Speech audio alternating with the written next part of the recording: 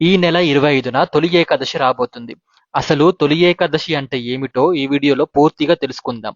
దక్షిణాయనం ప్రారంభం అవ్వగానే మొట్టమొదటి వచ్చే ఏకాదశి కాబట్టి దీన్ని తొలి ఏకాదశి అంటారు. అలాగే ఈ రోజు నుండి 4 నెలల వరకు విష్ణుమూర్తి యోగ నిద్రలోకి వెళ్లి కార్తీక శుద్ధ ఏకాదశి నాడు మేల్కొంటారు. ఈ సమయంలోనే విష్ణు భక్తులు చాతుర్మాస దీక్షలు ప్రారంభిస్తారు. అదే శివ భక్తులకి చాతుర్మాసం అంటే ఆషాఢ పౌర్ణమి నుండి కార్తీక పౌర్ణమి వరకు.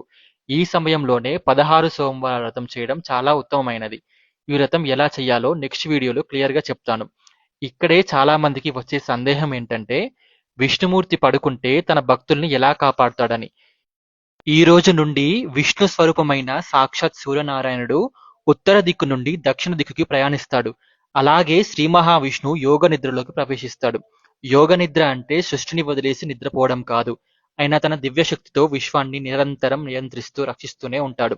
మనకు 4 నెలలు కానీ శ్రీ మహావిష్ణువుకి మాత్రం ఇది కేవలం ఒక సెకండ్‌లో మిల్లీ సెకండ్ మాత్రమే.